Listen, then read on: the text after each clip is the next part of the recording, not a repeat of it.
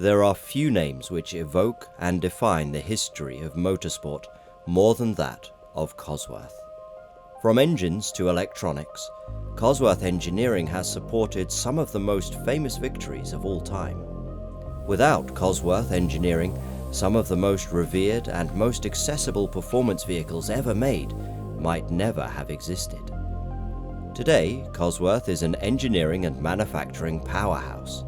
Robots work alongside human engineers in advanced factories. In 2018, Cosworth turns 60. What lies behind the continued success of this engineering icon? To find out, we spoke to some of the men and women who make Cosworth what it is today and what it will be tomorrow.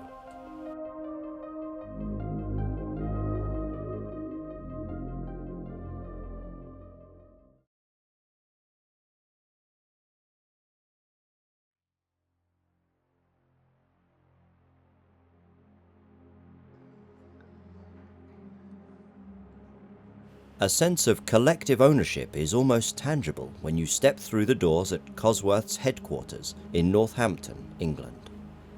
Here, workers are not merely workers. They see themselves as custodians of legend. Hi, my name's Martin Hallward. I'm 59 this year, so I was born in 1958. So next year I'll be 60, pretty much the same as Cosworth. Sonia Jackson, an electronics test technician here at Cosworth. I've been an electronics engineer for 20 years now, and I've been working at Cosworth for a year. Hi, I'm Rhys Harris-Smith. I'm an engine builder at Cosworth and I'm 20. I was 17 when I started at Cosworth. I was actually at college and I got my apprenticeship through the college. And I finished my apprenticeship about 6 months ago, and I've become an engine builder here full time now. When I saw the advert for this job, I ticked so many of the boxes, and I was just really looking forward to working for a company that has been in Northampton for quite some time. It's got quite a bit of history behind it, so yeah. I started building engines, race engines, back end of 1976. I built a few winners in my time.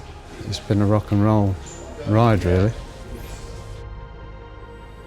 Well, the past is very important. We've got a big heritage scene, so we work on old engines and renew them for clients so they can run them in classic car shows and stuff like that. But we're always thinking about the future, so we're trying to develop our engines so they can be the best they can ever be. So you look from an old school DFE piston right up to the new Valkyrie piston, it's completely different. So they'll be used in very similar engines and the pistons still go up and down, but it's the small minor details that change the performance of the car completely. I've got a winning piston here, actually. That was the 1980 French Grand Prix. Alan Jones won that. But you can see the technology in that from 1980 and then what we're involved with now is just like miles apart. But now they can do 3 Grand Prix with one engine, so it's quite a move forward, really.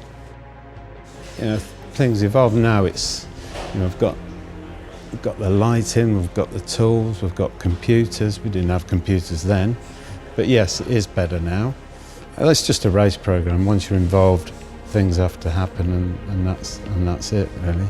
We'll take any challenge on, give it a go, try it. Even if it's old technology, new technology, trying to put the two together. We're working on a V12 for the Valkyrie. It's one of our biggest projects at Cosworth at the moment, so we can build the engines and then we pass it over to our development team down at the dynos, and our development team, all the engineering staff, they basically help us develop and map the engines so that it can go into the car and hopefully be one of the most powerful engines for a hypercar. The people you work with generally make the workplace.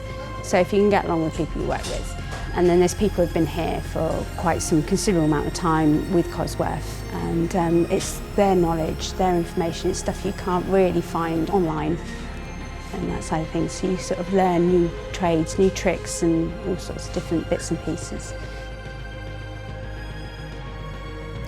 Some of the new apprentices come in with new ideas, so they can then tell the older members of the team a bit of advice as well. So it works hand in hand.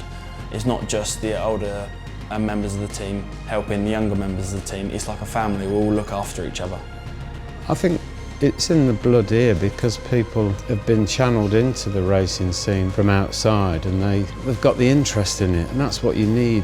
You can't just come think, oh, I'll go and work at that racing place. You need to know about racing. Everybody here, you know, at lunchtime we go and sit down, everybody drags out the old magazines and starts looking at, you know, race history or engineer. You can't turn off really. And even when you go home, people are still looking at stuff, and they've all got their own interests. They'll race motorbikes or cars, or they rebuild cars or engines, or, you know, it's an inherent thing within the people here.